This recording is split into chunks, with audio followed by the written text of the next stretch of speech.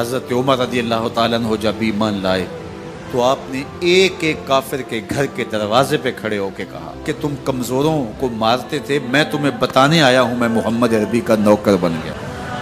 بلکہ آپ نے اعلان کیا جس نے اپنی بیوی کو بیوہ اور بچوں کو یتیم کروانا ہو اور اپنے ماں باپ کی کمر کو جھکانا ہو وہ عمر کے مقابلے میں آئے۔ اللہ اکبر۔ زنیرہ نامی ایک خاتون تھی، بہت کمزور، راوی کہتا ہے کہ اس کی ہڈیوں میں گودا نہیں تھا، عشق رسول تھا، اور اس کا ظالم آقا اس کو مارتا ہے، اور جب مار مار کے تھک جاتا ہے ادھر سے عمر آ رہے ہیں، یہ اسلام لانے کے پہلے کی کہانی ہے، ادھر سے عمر آ رہے ہیں تو اس نے کہا عمر تم جوان آدمی ہو تو یہ چھوڑتی نہیں ہے اپنے نبی کا نام، ذرا تم آؤ۔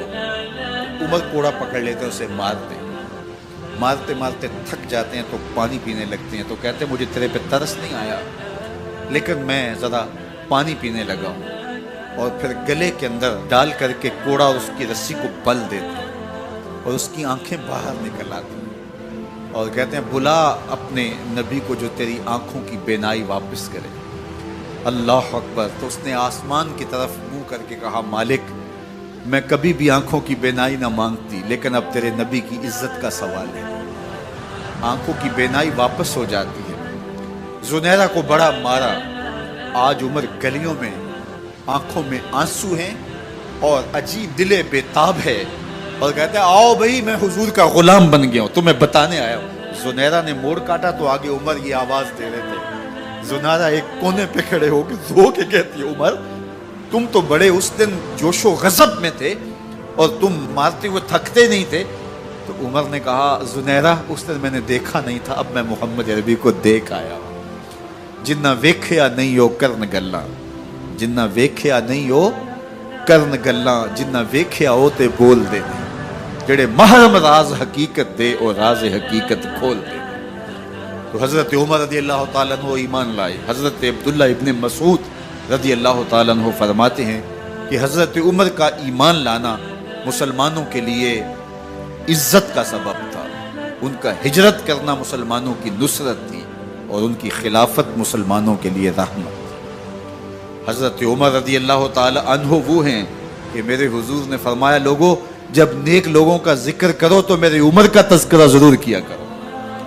میرا عمر وہ ہے کہ جب وہ ایک سمت سے آ رہا ہو، ایک گلی اور بازار سے آ رہا ہو تو شیطان بھی آ رہا ہو عمر کو دیکھ کے راستہ تبدیل کر لیتا ہے۔ حضرت عمر رضی اللہ تعالی عنہ کی طبیعت کے اندر جو جاہ و جلال تھا، طبیعت کے اندر جو سختی تھی، وہ اسلام کے اندر آ کر بھی قائم رہی، اور آپ نے وہی سختی، وہی جاہ و جلال جو پہلے مسلمانوں کے خلاف تھا اب کفار کے خلاف، منافقین کے خلاف حضرت عمر کی طبیعت کے اندر وہ جوش و خروش بدستور موجود ہے۔ لیکن جس دن آپ خلیفہ بنے تو اس دن آپ نے ممبر پہ چڑھ کے جو خطبہ دیا اس میں کہا لوگوں میں سخت اس لیے تھا کہ رسول اللہ نرم تھے، پھر میں سخت اس لیے تھا کہ حضرت ابو بکر صدیق نرم تھے، اب میں تخت خلافت پہ بیٹھا ہوں، اب میری سختی جو ہے وہ نرمی میں تبدیل ہو گئی، صرف فاسقوں، فاجروں اور باغیوں کے لیے میں سخت ہوں، باقی تمہارے لیے نرم ہوں۔ سب سے کم جو تنخواہ بیت المال سے اگر کسی وجود نے لی ہے تو وہ حضرت عمر رضی اللہ تعالیٰ عنہ نے صرف 2 جوڑے لیتے تھے سال میں، اور راوی کہتا ہے کہ میں نے دیکھا ہے کہ اس میں بھی 17 پیوند لگے ہوتے تھے۔ حضرت عمر رضی اللہ تعالیٰ عنہ کا طرز زندگی، آپ کا انداز معاشرت اور آپ کا انداز خلافت، ہر لمحہ آپ کی زندگی کا اٹھا کے دیکھیے کتنی مرتبہ قرآن حضرت عمر کی رائے کے مطابق نازل ہے۔ اللہ تعالیٰ جل شانہ نے ان کو صاحب الہام بنایا تھا۔ ہر امت میں کوئی صاحب الہام ہوتا ہے، حضور کی امت کا صاحب الہام حضرت عمر رضی اللہ تعالیٰ، اور آقا کریم نے انہیں اپنا وزیر قرار دیا، فرمایا میرے 2 وزیر آسمانوں میں ہیں، 2 وزیر زمینوں میں ہیں، آسمانوں کے وزیر جبرائیل اور میکائیل ہیں اور زمین کے وزیر ابو بکر اور عمر رضی اللہ تعالی عنہما۔ ایک دن حضرت عمر بیٹھ کے رو رہے تھے تو کسی نے کہا حضرت رو کیوں رہے ہیں؟ فرمایا کہ میں اس لیے رو رہا ہوں کہ فلاں پل سے بکریاں گزری ہیں، تو پل کے اندر شکستگی تھی، ٹوٹا ہوا تھا پل درمیان میں، اس میں ایک بکری کی ٹانگ ٹوٹ گئی ہے۔ تو میں ڈرتا ہوں کہ میرا رب یہ نہ پوچھے کہ عمر تو نے پل صحیح تعمیر نہیں کروائے تھے کہ ایک بکری کی ٹانگ کیوں ٹوٹی ہے۔ یہ ہیں حضرت عمر رضی اللہ تعالی عنہ۔ اللہ اکبر۔ تو اللہ تعالیٰ جل شانہ نے حضرت سیدنا عمر بن خطاب رضی اللہ تعالیٰ عنہ سے جو کام لیا، مختصر دور خلافت کے اندر 10 سال 6 ماہ 4 دن آپ نے خلافت فرمائی ہے، لیکن کہاں سے چلے اور یہاں مکران تک، بلوچستان کا حصہ ہے، یہاں تک آپ کے سلطنت کی حدود وسیع، ادھر آرمینیا تک جا پہنچے، حمص فتح کیا، قادسیہ، یرموک۔ آپ ذرا دیکھیے کہ کہاں تک آپ کی فوجوں کے گھوڑے دوڑتے رہے، اور اللہ تعالیٰ جل شانہ نے ان کو جو توانائی، عدل و انصاف کی قوت عطا فرمائی۔ اللہ اکبر۔ جب زمین پہ عدل کیا ہو تو زمین بھی حکم مانتی ہے، اور حضرت عمر وہ تھے جن کا حکم ہوائیں بھی مانتی تھی، زمین بھی مانتی تھی، جن کا حکم جو ہے وہ آگ بھی تسلیم کرتی تھی اور دریا بھی ان کا حکم مانا کرتے تھے۔ مصر کے اندر یہ رسم بد جاری تھی کہ سال کے بعد ایک دوشیزہ کو زیورات پہنا کے اچھے لباس میں ملبوس کر کے دریا کی بھیڑ چڑھایا جاتا، اس کی قربانی دی جاتی، اس کا خون بہتا تو دریا چلتا۔ جب مسلمانوں نے مصر فتح کیا تو گورنر نے لکھا کہ اسلام تو اس طرح کی رسوم کی اجازت نہیں دیتا، لیکن خشک سالی ہے، لوگوں کی فصلیں ویران پڑی ہے، تو حضرت کیا کیا جائے؟ تو حضرت عمر رضی اللہ تعالیٰ عنہ کاغذ کے ٹکڑے پہ لکھتے ہیں، بسم اللہ الرحمن الرحیم، مصر کے نیل کی جانب عمر کا خط لکھتے ہیں، اے نیل اگر تو اللہ کے حکم سے چلا کرتا ہے تو چل، ورنہ ہمیں تیرے چلنے کی کوئی حاجت نہیں ہے۔ اور قاصد کو کہا یہ خط لے جاؤ اور جا کے دریائے نیل میں پھینک دو۔ قاصد جا کے خط دریائے نیل میں پھینک دیتا ہے، پانی آتا ہے، ایسا دریائے نیل چلا، 14 صدیاں ہوئی ہیں آج تک کبھی بند ہی نہیں ہوا۔ دریا حکم مانتے، آگ نکلتی ہے۔ لوگ حضرت عمر رضی اللہ تعالی عنہ کے پاس آئے، حضرت لاوا پھوٹا ہے، آگ نکل رہی ہے اور مدینے کی طرف بڑھ رہی ہے، اب کیا کیا جائے؟ فائر بریگیڈ تو زمانے میں تھی نہیں۔ عمر نے اپنی قمیض اتاری، جس قمیض پہ 17 پیوند لگے ہوئے تھے چمڑے کے، کہا یہ قمیض لے جاؤ، جدھر آگ بڑھ رہی ہے آگے ڈھالنا، آگ پیچھے بھاگ جائے گی۔ زلزلہ آتا ہے تو زمین پہ دھرا مارتے ہیں، زمین رک جا، کیا عمر نے تیری چھاتی پہ عدل نہیں کیا ہے؟ تو یہ عمر ہیں رضی اللہ تعالی عنہ کہ جن کے انصاف کی وجہ سے، جن کے عدل کی وجہ سے اللہ تعالیٰ کی رحمات، اس کی برکات کا نزول ہوتا تھا، اور اللہ تعالیٰ نے مسلمانوں کو وہ آبرو مند حکومت دی۔ کائنات کی تاریخ کے اندر ایسی حکومت آپ نے نہیں دیکھی ہوگی جو حضرت عمر نے حکومت کی ہے۔ اللہ اکبر۔ فرمایا فرات کے کنارے پہ ایک کتا بھی پیاسا مر گیا تو اس کا حساب بھی عمر سے ہوگا۔ باہر سے سفیر آتا ہے اور آ کے پوچھتا ہے کہ میں امیر المومنین کے، مسلمانوں کے حکمران کے محل میں جانا ہے، تو مسکرا کے کہتے ہیں ہمارے امیر کا تو کوئی محل نہیں ہے۔ کہا کہاں ہے تمہارا امیر؟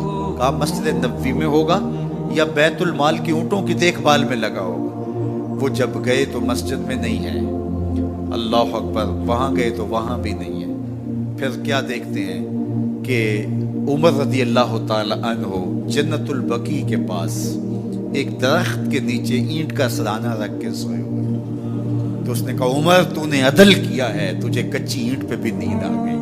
ہمارے حکمرانوں نے انصاف نہیں کیا اور وہ بند اور محفوظ کمروں کے اندر بھی سکون اور چین کی نیند نہیں سو سکتے۔ حضرت سیدنا عمر رضی اللہ تعالیٰ عنہ نے اس طرح ان امور سلطنت نبھائے۔ آپ دن کو لوگوں کی دیکھ بھالی کرتے، لوگوں کی ضروریات سنتے سمجھتے، اور جب رات پڑتی لوگ سو جاتے، عمر مدینے کی گلیوں میں پہرا دیتے۔ کائنات نے کوئی ایسا بھی حکمران دیکھا ہوگا؟ اللہ اکبر۔ وہ مجاہد جو مختلف محاذات پہ گئے ہوئے ہوتے، ان کے گھروں کی دیکھ بھالی کرتے، ان کی ضروریات کا خیال رکھتے، ان کی آبرو کا پہرا دیتے۔ راتوں کی تنہائیوں کے اندر حضرت عمر اٹھتے اور جا کے گشت کرتے، چکر لگاتے، دیکھتے کوئی آنکھ پر نم نہ ہو، مفلسی کا کسی گھر میں ماتم نہ ہو۔ اور حضرت عمر کی حکومت صرف انسانوں پر نہیں تھی، عمر کی حکومت پانیوں پر بھی تھی، عمر کی حکومت آگ پر بھی تھی، عمر کی حکومت हवाओं पर भी थी और उमर की हुकूमत धरती पर मट्टी पर भी थी। आप जानते हैं कि मिस्र के गवर्नर ने लिखा कि यहां तो अजीब कहानियां हैं। क्या हुआ? कहा कि दरियाए नील उतनी देर तक चलता नहीं जब तक एक नौजवान लड़की को जेवरात से आरास्ता करके नील में डाला जाता है, फिर नील चलता है। और ये बरसा बरस से रस्म जारी है। हजरत उमर के पास जब ये पैगाम पहुंचता है तो हजरत उमर नील को खत लिख रहे हैं, बिस्मिल्लाहिर्रहमानिर्रहीम। मिस्र के नील के नाम उमर का खत।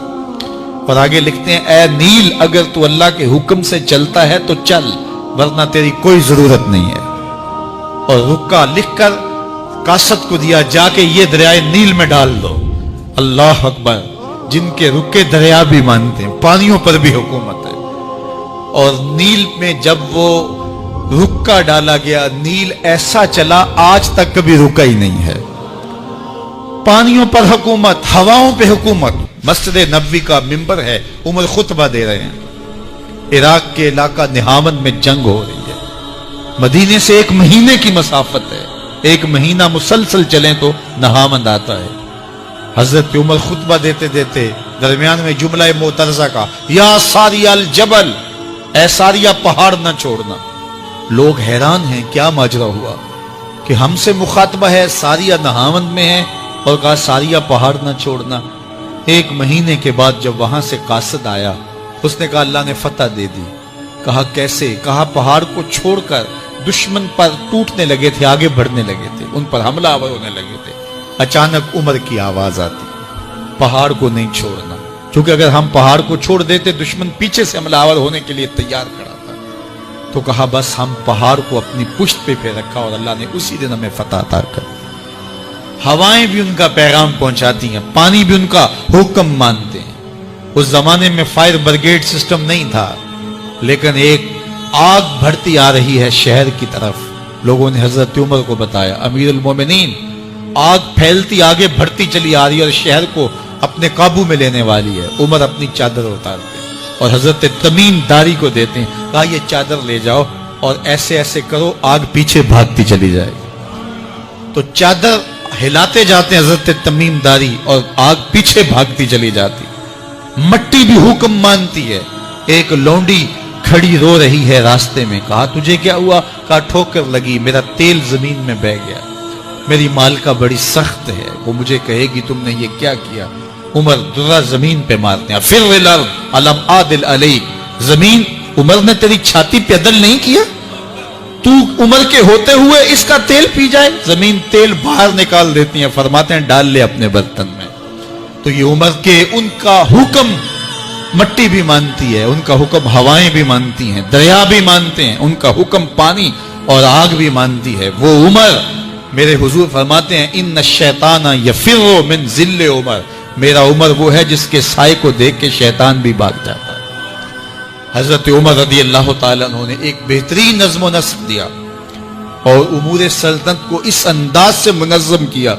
एक गैर मुस्लिम मुफक्किर कहता है, अगर इस उम्मत को एक और उमर मिल जाता, पूरी दुनिया पे हुकूमत मुसलमानों की होती। एक दिन हजरत उमर बैठ के रो रहे थे, तो किसी ने कहा हजरत रो क्यों रहे हैं? फरमाया कि मैं इसलिए रो रहा हूं कि फलां पुल से बकरियां गुजरी हैं, तो पुल के अंदर शिकस्तगी थी, टूटा हुआ था पुल दरमियान में कुछ, उसमें एक बकरी की टांग टूट गई है। तो मैं डरता हूं कि मेरा रब ये ना पूछे कि उमर तूने पुल सही तामीर नहीं करवाए थे कि एक बकरी की टांग क्यों टूटी है। ये हैं हजरत उमर रदी अल्लाह ताला अन्हु। अल्लाह अकबर। तो अल्लाह ताला जल्ला शानहू ने हजरत सैयदना उमर बिन खत्ताब रदी अल्लाह ताला अन्हु से जो काम लिया, मुख्तसर दौरे खिलाफत के अंदर 10 साल 6 माह 4 दिन आपने खिलाफत फरमाई है। लेकिन कहां से चले और यहां मकरान तक, बलोचिस्तान का हिस्सा है, यहां तक आपके सल्तनत की हुदूद वसी हुई। उधर आर्मीनिया तक जा पहुंचे, हमस फतह किया, कादसिया, यरमूक। आप जरा देखिए कि कहां तक आपकी फौजों के घोड़े दौड़ते रहे और अल्लाह ताला जल्ला शानहू ने उनको जो तवानाई, अदल व इंसाफ की कुव्वत अता फरमाई। अल्लाह अकबर। जब जमीन पे अदल किया हो तो जमीन भी हुक्म मानती है। और हजरत उमर वो थे जिनका हुक्म हवाएं भी मानती थी, जमीन भी मानती थी, جن کا حکم جو ہے وہ آگ بھی تسلیم کرتی تھی اور دریا بھی ان کا حکم مانا کرتے تھے۔ مصر کے اندر یہ رسمیں بد جاری تھی کہ سال کے بعد ایک دو شیزہ کو زیورات پہنا کے اچھے لباس میں ملبوس کر کے دریا کی بھینٹ چڑھایا جاتا، اس کی قربانی دی جاتی، اس کا خون بہتا تو دریا چلتا۔ جب مسلمانوں نے مصر فتح کیا تو گورنر نے لکھا کہ اسلام تو اس طرح کی رسوم کی اجازت نہیں دیتا، لیکن خشک سالی ہے، لوگوں کی فصلیں ویران پڑی ہیں، تو حضرت کیا کیا جائے؟ تو حضرت عمر رضی اللہ تعالیٰ عنہ کاغذ کے ٹکڑے پہ لکھتے ہیں بسم اللہ الرحمن الرحیم۔ مصر کے نیل کی جانب عمر کا خط لکھتے ہیں، اے نیل اگر تو اللہ کے حکم سے چلا کرتا ہے تو چل، ورنہ ہمیں تیرے چلنے کی کوئی حاجت نہیں ہے۔ اور قاصد کو کہا یہ خط لے جاؤ اور جا کے دریائے نیل میں پھینک دو۔ قاصد جا کے خط دریائے نیل میں پھینک دیتا ہے، پانی آتا ہے، ایسا دریائے نیل چلا 14 صدیاں ہوئی ہیں آج تک کبھی بند ہی نہیں ہوا۔ دریا حکم مانتے، آگ نکلتی ہے۔ لوگ حضرت عمر رضی اللہ تعالی عنہ کے پاس آئے، حضرت لاوا پھوٹا ہے، آگ نکل رہی ہے اور مدینے کی طرف بڑھ رہی ہے، اب کیا کیا جائے؟ فائر بریگیڈ تو زمانے میں تھی نہیں۔ عمر نے اپنی قمیض اتاری، جس قمیض پہ 17 پیوند لگے ہوئے تھے چمڑے کے، کہا یہ قمیض لے جاؤ، جدھر آگ بڑھ رہی ہے آگے ڈھالنا، آگ پیچھے بھاگ جائے۔ زلزلہ آتا ہے تو زمین پہ دھرا مارتے ہیں، زمین رک جا، کیا عمر نے تیری چھاتی پہ عدل نہیں کیا؟ تو یہ عمر ہیں رضی اللہ تعالی عنہ کہ جن کے انصاف کی وجہ سے، جن کے عدل کی وجہ سے اللہ تعالیٰ کی رحمات اور اس کی برکات کا نزول ہوتا تھا، اور اللہ تعالیٰ نے مسلمانوں کو وہ آبرو مند حکومت دی۔ کائنات کی تاریخ کے اندر ایسی حکومت آپ نے نہیں دیکھی ہوگی جو حضرت عمر نے حکومت کی ہے۔ اللہ اکبر۔ فرمایا فرات کے کنارے پہ ایک کتا بھی پیاسا مر گیا تو اس کا حساب بھی عمر سے ہوگا۔ باہر سے سفیر آتا ہے اور آ کے پوچھتا ہے کہ میں امیر المومنین کے، مسلمانوں کے حکمران کے محل میں جانا ہے، تو مسکرا کے کہتے ہیں ہمارے امیر کا تو کوئی محل نہیں ہے۔ کہا کہاں ہے تمہارا امیر؟ کہا مسجد نبوی میں ہوگا یا بیت المال کے اونٹوں کی دیکھ بھال میں لگا ہوگا۔ وہ جب گئے تو مسجد میں نہیں ہے، اللہ اکبر، وہاں گئے تو وہاں بھی نہیں ہے۔ پھر کیا دیکھتے ہیں کہ عمر رضی اللہ تعالی عنہ جنت البقیع کے پاس ایک درخت کے نیچے اینٹ کا سرانہ رکھ کے سوئے ہوئے، تو اس نے کہا عمر تو نے عدل کیا ہے، تجھے کچی اینٹ پہ بھی نیند آ گئی۔ ہمارے حکمرانوں نے انصاف نہیں کیا اور وہ بند اور محفوظ کمروں کے اندر بھی سکون اور چین کی نیند نہیں سو سکتے۔ حضرت سیدنا عمر رضی اللہ تعالیٰ عنہ نے اس طرح ان امور سلطنت نبھائے۔ آپ دن کو لوگوں کی دیکھ بھالی کرتے، لوگوں کی ضروریات سنتے سمجھتے، اور جب رات پڑتی لوگ سو جاتے، عمر مدینے کی گلیوں میں پہرا دیتے۔ کائنات نے کوئی ایسا بھی حکمران دیکھا ہوگا؟ اللہ اکبر۔ وہ مجاہد جو مختلف محاذات پہ گئے ہوئے ہوتے، ان کے گھروں کی دیکھ بھالی کرتے، ان کی ضروریات کا خیال رکھتے، ان کی آبرو کا پہرا دیتے۔ راتوں کی تنہائیوں کے اندر حضرت عمر اٹھتے اور جا کے گشت کرتے، چکر لگاتے، دیکھتے کوئی آنکھ پر نم نہ ہو، مفلسی کا کسی گھر میں ماتم نہ ہو۔ حضرت محمد بن سیرین اور حضرت حسن بصری رضی اللہ تعالیٰ عنہ، ان دونوں کا ایک زمانہ ہے اور یہ دونوں تابعی ہیں۔ ان میں سے ایک کا وصال ہوا، انتقال ہوا، حضرت محمد بن سیرین کا وصال ہوا یا حضرت حسن بصری کا وصال ہوا، تو دوسرے تابعی جو ہیں ان کے جنازے کے لیے نہیں گئے۔ تو کسی نے ان کو پوچھا کہ آپ جنازے میں شامل نہیں ہوئے، تو انہوں نے کہا کہ میری نیت کا استحضار نہیں تھا۔ تو آج نیت کا استحضار تو دور کی بات ہے، ہماری نیت ہی دوسری ہوتی ہے، تو پھر اعمال خیر نہیں رہتے۔ تو یہ بنیادی چیز ہے۔ تو جو لوگ حج کرنے جا رہے ہیں وہ اپنی نیت کا استحضار اور نیت کی تنقید اس کو اپنے اوپر لازم قرار دیں کہ کوئی اور غرض شامل نہ ہو، رضا الہی کا حصول یہ بنیادی نقطہ ہے حج کے مقاصد میں سے، کہ بندہ اس لیے اللہ کے حضور حج کرنے کے لیے جا رہا ہے۔ تو حاجی تو وہ بن ہی جائے گا، خود بخود ہی ہو جائے گا۔ اچھا، کئی لوگوں کا یہ خیال ہوتا ہے کہ میں نے ایک حج کیا ہے تو حاجی بن جاؤں گا، اور زیادہ حج کیے جائیں گے تو پھر الحاج بن جاؤں گا. تو یہ ایک عوام کی غلط فہمی ہے. حاجی اور حاج ان دونوں کے اندر کوئی فرق نہیں ہے. حاجی بھی اس میں فاعل کا صیغہ ہے اور حاج بھی جو ہے وہ اسی معنی میں ہے. تو حاجی ہو یا حاج ہو، الحاج ہو، الحاج الف لام تو معرفہ کے لیے لگ گیا. تو اس سے یہ جو لوگوں کے اندر غلط فہمی ہے کہ حاجی ایک حج کرنے والے کو کہتے ہیں اور الحاج کئی جس نے حج کیے ہو، جیسے فلاں تو الحاج ہے جس نے بہت سارے حج کیے. تو ایک حج کرنے والا بھی الحاج ہو سکتا ہے اور متعدد حج کرنے والا بھی حاجی ہے. جس طرح ایک نماز پڑھنے والا بھی نمازی کہلا لیتا ہے اور روز نماز پڑھتا ہے وہ بھی نمازی ہے. تو اس کے لیے کوئی الگ سے لفظ نہیں ہے. اور بعض لوگوں کا یہ خیال ہے کہ جو جمعۃ المبارک کے دن حج آئے وہ حج اکبر ہوتا ہے اور باقی شاید چھوٹے حج ہوتے ہیں. تو یہ بات بھی غلط فہمی پر مشتمل ہے. جمعۃ المبارک کے دن اگر کوئی حج آ جائے تو ظاہر ہے جمعہ کی برکتیں بھی ساتھ شامل ہوگی، لیکن حج اکبر یا حج اصغر کی یہ تقسیم نہیں ہے.